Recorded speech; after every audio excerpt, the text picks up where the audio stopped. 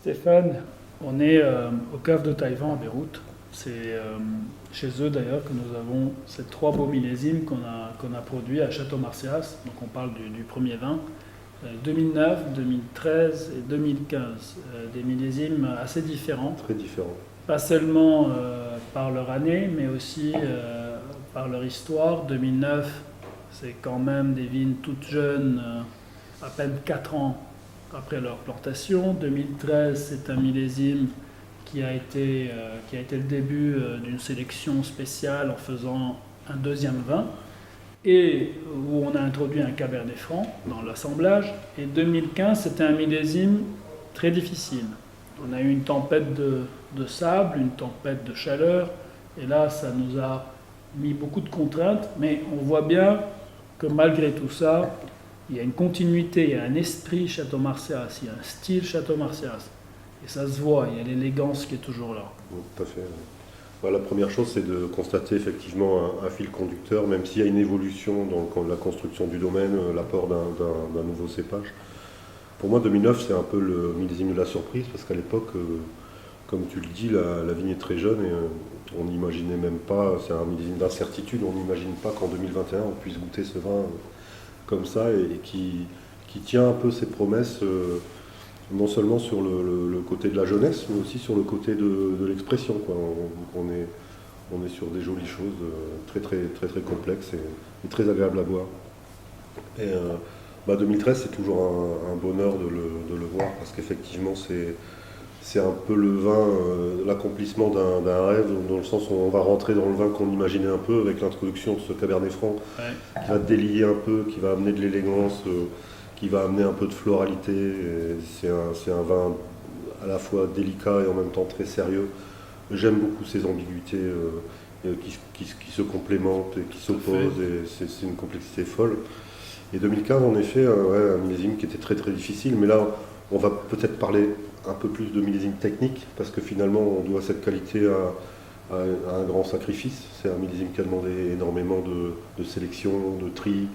Il a fallu beaucoup déclasser pour arriver à ce produit qui est assez bluffant, et qui lui aussi, d'ailleurs, c'est le plus jeune, mais c'est aussi de loin le plus jeune dans son expression, quoi. Je trouve il commence à être sympa à boire, mais encore tout à une fait fois, prêt à boire, ouais. Ouais. Rond, agréable, produit d'ailleurs en plus petite quantité, justement, parce qu'il y a eu des sélections assez importantes. Mais bon, quand on goûte tout ça, le 2009 est quand même d'une grande élégance, il y a un nez extraordinaire. Vous vous étiez pas trompé de lieu, le terroir était bon, c'était déjà ça. Je crois que Mais c'est vrai que je me souviens, on n'avait pas cette certitude à l'époque, quoi. On était encore un peu dans beaucoup de questionnements par rapport à la jeunesse du projet, et de voir aujourd'hui ce que donnent les vins plus de 10 ans après, presque 12 ans après, c'est quand même extrêmement rassurant. Surtout que c'est une région chaude et qu'il y avait toujours la crainte de faire des vins qui pouvaient aller un peu plus sur un côté comme ça, fermé, très tannique. Voilà, c'est ça, et trop solaire aussi, trop sucré, trop alcooleux, et ce qui n'est absolument pas le cas. Ce qui donc, encore une fois, force à dire que au Liban, il y a un vrai terroir, quoi.